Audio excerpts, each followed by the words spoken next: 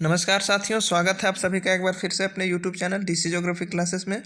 यदि चैनल पर नए हैं तो चैनल को सब्सक्राइब कर लीजिए और बेल आइकन को प्रेस कर लीजिए ताकि हर नई वीडियो की नोटिफिकेशन आप तक आसानी से पहुंचती रहे। तो चलिए आज के सेशन की शुरुआत करते हैं हम लोग। और आज के सेशन में हम लोग बात करने वाले हैं रोपण कृषि, दैट मीन्स प्लांटेशन एग्रीकल्चर की। इसी को हम लोग बागानी कृषि भी कहते हैं। तो आखिर हम लोग जो प्लांटेशन एग्रीकल्चर है, इस टॉपिक को हम लोग क्यों कवर कर रहे हैं आज। तो मैं बता दूं आपको कि जो भी झारखंड टीजीटी की तैयारी कर रहे हैं उसमें आपका एक टॉपिक है प्लांटेशन एग्रीकल्चर, आपको दिख रहा होगा। इसलिए आज हम लोग इस टॉपिक को चर्चा करने वाले हैं। तो चलिए शुरू करते हैं हम लोग सबसे पहले प्लांटेशन एग्रीकल्चर की। तो जो प्लांटेशन एग्रीकल्चर है, बागानी कृषि है, इसकी शुरुआत दक्षिणी गोलार्ध के उष्ण एवं उपोष्ण प्रदेशों में हुए हैं। सबसे पहले जो इस प्रकार की खेती की शुरुआत हुई है वो उष्ण और उपोष्ण क्षेत्रों में हुई है। अगर पूरे दुनिया को देखेंगे तो जो कर्क रेखा और मकर रेखा के बीच का जो क्षेत्र है, ऐसे क्षेत्रों में सबसे पहले जो बागानी कृषि है इसकी शुरुआत की गई। ठीक है। वहीं दक्षिण पूर्वी एशिया कृषि के लिए अग्रणी है। कौन सी कृषि के लिए? तो बागानी कृषि के लिए। ठीक है। दक्षिण पूर्वी एशिया के साथ साथ दक्षिण अमेरिका, जो लैटिन अमेरिका है, पूर्वी और पश्चिमी अफ्रीका में भी इस प्रकार की खेती की जाती है। तो पूरे दुनिया में उष्ण और उपोष्ण कटिबंधीय क्षेत्र में जो भी क्षेत्र है, खास करके दक्षिण पूर्वी एशिया, लैटिन अमेरिका और पूर्वी तथा पश्चिमी अफ्रीका, ये क्षेत्र ऐसे हैं जहाँ बागानी कृषि अधिक की जाती है। ठीक है। अब अगर हम बागानी कृषि की विशेषता की बात करें तो ऐसे कृषि में जो क्षेत्र होता है, यानी खेत का जो आकार होता है, वो बहुत विस्तृत होता है, यानी बड़े आकार में होता है। छोटे आकार के खेत इसमें शामिल नहीं किए जाते हैं। खेती बहुत लंबे यानी बहुत बड़े पैमाने पर की जाती है। ओके। नेक्स्ट हम बात करते हैं अगर इसकी विशेषता की, तो इसमें अधिक पूंजी निवेश का जरूरत पड़ता है। इसमें टेक्नोलॉजी का ज्ञान आपको होना जरूरी है। मैनेजमेंट जो है, प्रबंधन वो उच्च कोटि का होना चाहिए। टेक्नोलॉजी का उपयोग इसमें अधिक होता है। और जो मेथड यूज होता है वो ट्रेडिशनल मेथड नहीं बल्कि साइंटिफिक मेथड यूज होता है। वैज्ञानिक विधियों का प्रयोग किया जाता है। ये कुछ विशेषताएं थी बागानी कृषि की। अगर हम नेक्स्ट विशेषता की बात करें तो ये एक फसली कृषि है। एक फसली मतलब एक समय में एक ही फसल की कृषि होगी। चाहे तो आप नारियल लगा रहे हैं तो नारियल लगाइए, केला लगा रहे हैं तो केला लगाइए, एक साथ दो फसल नहीं। ठीक है। और इसका जो मेन पर्पस होता है वो एक ही फसल का जो उत्पादन है उसको कितना और अधिक बढ़ाया जाए उसके ऊपर फोकस होता है। ठीक है। अब इसमें कुछ चीज़ें और है जिसको आपको ध्यान रखना है। इस प्रकार की कृषि में आर्थिक लाभ के लिए, इकोनॉमिक बेनिफिट के लिए जो इंडस्ट्रीज होते हैं वो इसके नज़दीक ही स्थापित किए जाते हैं। जब कृषि बड़े पैमाने पर होती है तब जो उद्योग है वो भी इन्हीं क्षेत्रों में उद्योग स्थापित करते हैं ताकि कच्चे माल को ढोने के लिए जो ट्रांसपोर्टेशन कॉस्ट होता है, परिवहन लागत होता है, वो कम से कम पड़े। ठीक है। अब अगर हम इसके थोड़ा सा इतिहास की बात करें तो फ्रांस वासियों ने सबसे पहले पश्चिमी अफ्रीका में कॉफ़ी एवं कोकोआ की पौधा को लगाया था। ठीक है। फ्रांस वाले क्या किए कि जो पश्चिमी अफ्रीका है, वेस्टर्न अफ्रीका, उसमें कॉफ़ी और कोकोआ का जो बागान था वो सबसे पहले लगा दिए। ठीक है। ये आपको ध्यान रखना है। नेक्स्ट अगर हम बात करते हैं तो ब्रिटेन वासी जो भारत को अपना उपनिवेश बनाया था, गुलाम बनाया था, इन्होंने क्या किया, भारत और श्रीलंका में चाय के बागान लगा दिए, मलेशिया में रबड़ के बागान लगा दिए, और जो वेस्टर्न आइलैंड्स थे, पश्चिमी द्वीप समूह थे, वहाँ गन्ना और केले के बाग लगा दिए। इसके पीछे भी कारण था क्योंकि ब्रिटेन ने दुनिया के लगभग अधिकांश देशों में अपना शासन किया है और शासन करने का एक बहुत अनोखा तरीका इन्होंने अपनाया था। और उसी के तहत ब्रिटेन वालों ने क्या किया कि जहाँ जहाँ बागानी कृषि के लिए सुटेबल कंडीशन था, वहाँ वहाँ बागानी कृषि कर दिए।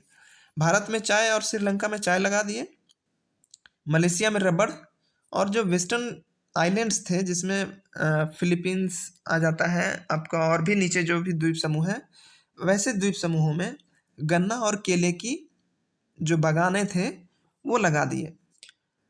अब क्यों लगाए ये सब बागान? तो ये जैसे मान लिया जाए कि सपोज श्रीलंका है, श्रीलंका में ब्रिटेन वाले आए और जो भी अपना व्यापार था किए और चले गए, तो फिर से इसको श्रीलंका में वापस आने के लिए कुछ ना कुछ बहाना ढूंढना था हर देशों में जाने के लिए। तो यही एक बहाना था कि ये जो अलग अलग देशों में कहीं चाय के बागान लगा दिए, तो कहीं रबड़ के बागान लगा दिए, कहीं केला का बागान लगा दिए। तो ये बहाना था इनका व्यापार करने का। आई होप कि आपको क्लियर होगा, ठीक है। अब स्पेन और अमेरिका के लोग क्या किए, फिलीपींस में नारियल और केला का बागान लगा दिए, ठीक है। ब्राजील में अभी भी कॉफ़ी के बागान है जिसे फजेंडा कहा जाता है, ये काफ़ी इंपॉर्टेंट है।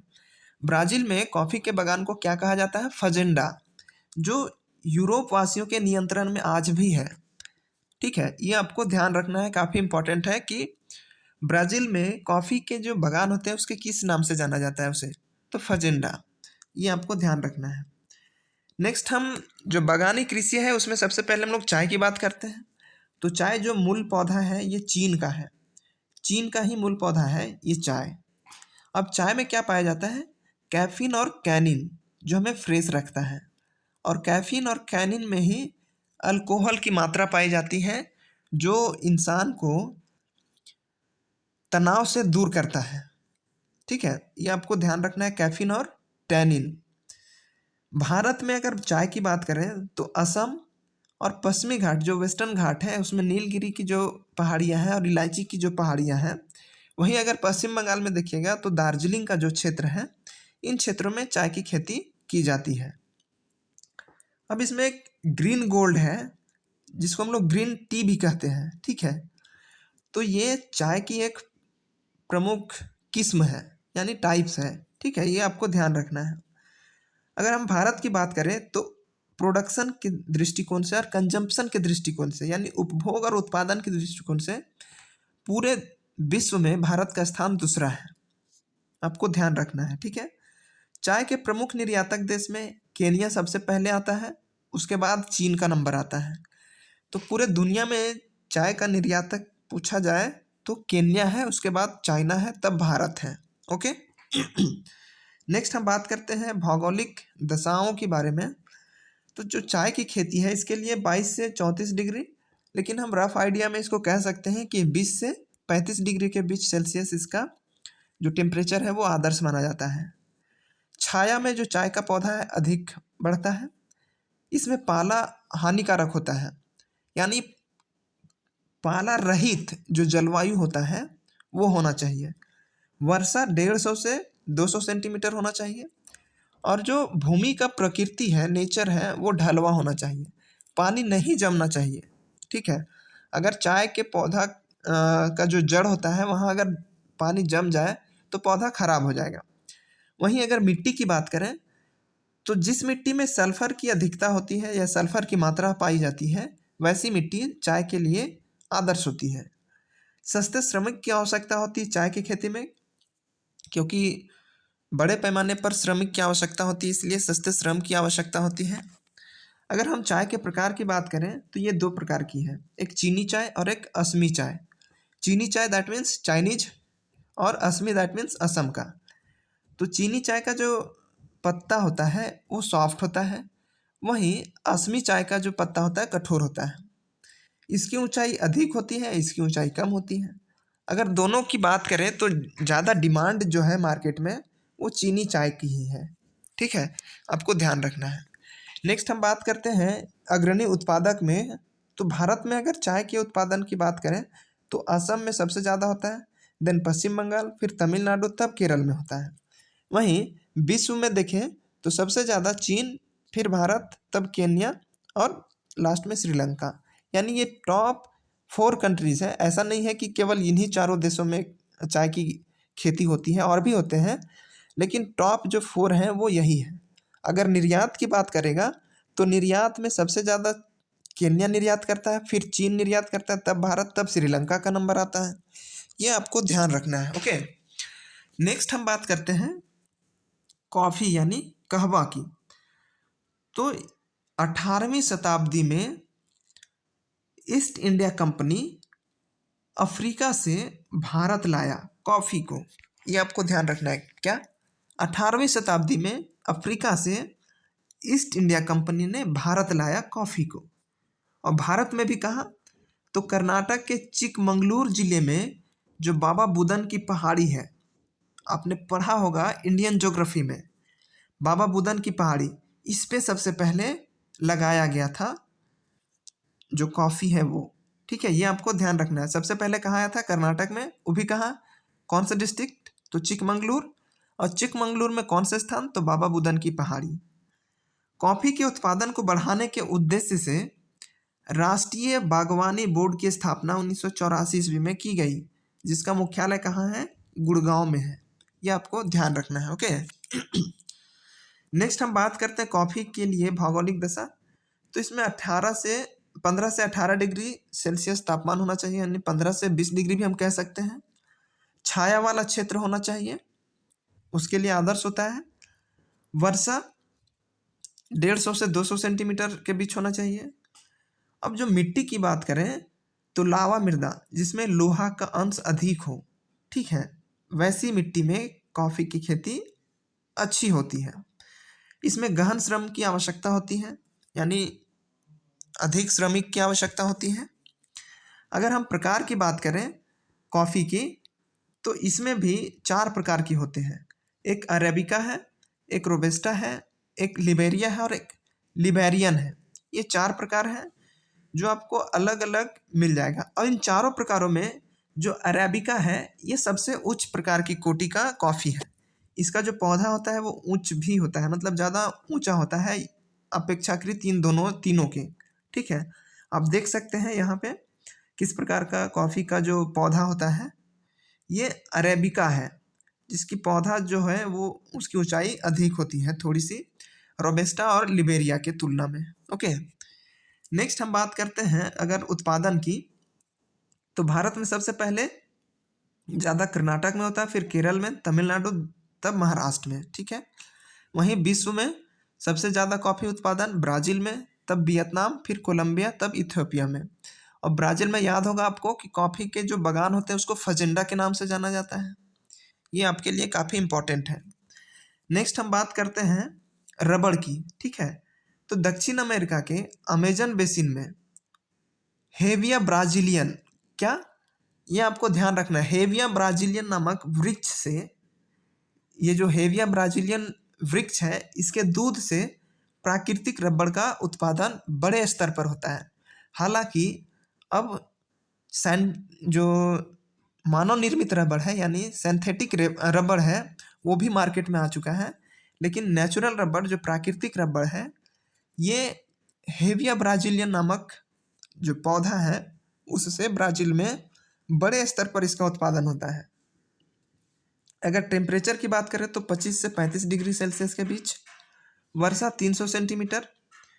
ठीक है, अगर मिट्टी की बात करें तो जिस मिट्टी में आयरन और अमोनिया की अधिकता हो, या जिस मिट्टी में आयरन और अमोनिया का अंश पाया जाता हो, ऐसी मिट्टी में रबड़ का खेती होता है। भारत में केरल, तमिलनाडु तथा कर्नाटक में इसका उत्पादन होता है।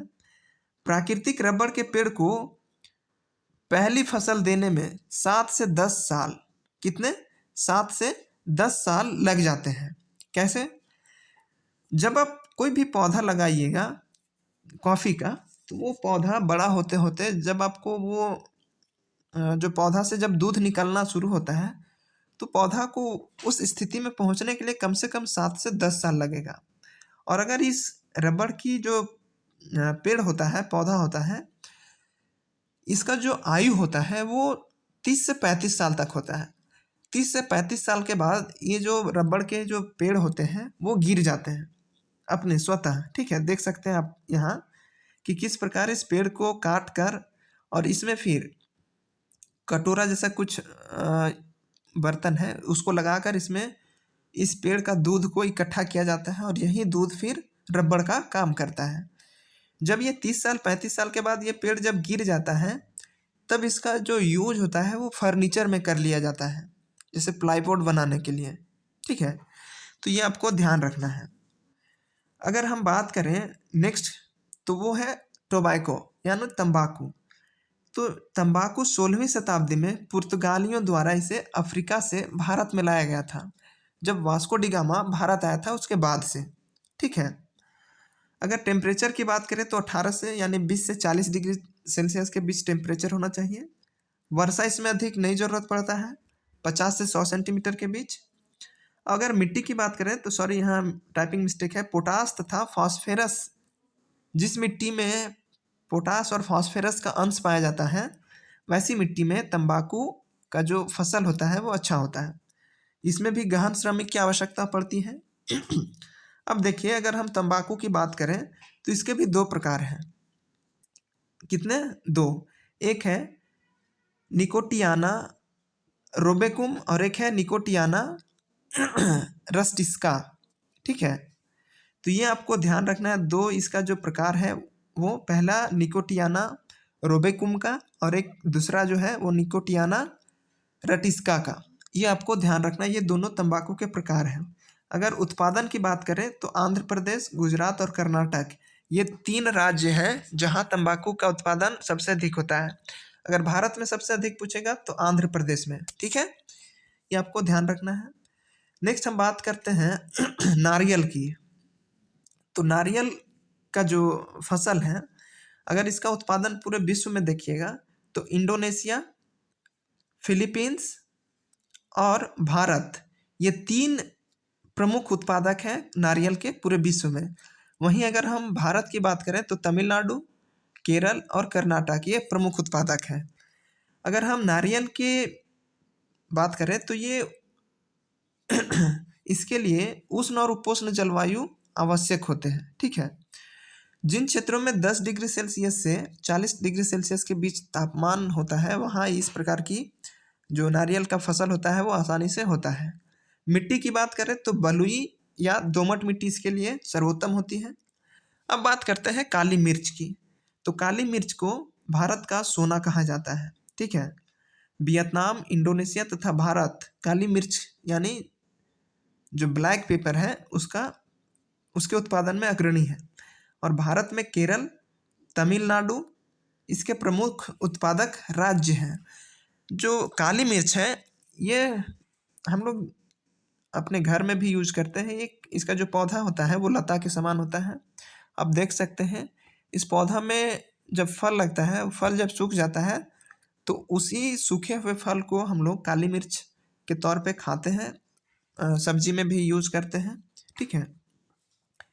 नेक्स्ट हम अगर मसाले की बात करें तो इसमें लौंग आता है, ठीक है। अब लौंग का जो पौधा है वो यूजीनिया कैरिया फाइलेटा नामक वृक्ष से इसका जो प्रजाति है वृक्ष का वो यही है, यूजीनिया कैरिया फाइलेटा। भारत में केरल, तमिलनाडु और कर्नाटक में इसका उत्पादन अधिक होता है लौंग का, ये आपको ध्यान रखना है। वहीं अगर सुपारी की बात करें तो कर्नाटक में, केरल में और असम में सुपारी का उत्पादन अधिक होता है। वहीं अगर हम मसालों की बात करें तो केरल को मसालों का बागान कहा जाता है, ठीक है। मसालों के उत्पादन में केरल के अलावे राजस्थान, आंध्र प्रदेश तथा मध्य प्रदेश अग्रणी राज्य है, ओके। ये आपको ध्यान रखना है। यही था आज का हमारा एक सेशन। आई होप कि आपको सेशन अच्छा लगा होगा। अगर आप चाहते हैं इस वीडियो का PDF मिले हमको तो आप इस टेलीग्राम चैनल को ज्वाइन कर लीजिए, वीडियो के डिस्क्रिप्शन बॉक्स में दिया हुआ है, वहाँ से आप इस PDF को आसानी से डाउनलोड कर सकते हैं। तो मिलते हैं फिर हम लोग अगले सेशन में नए टॉपिक के साथ, तब तक के लिए धन्यवाद।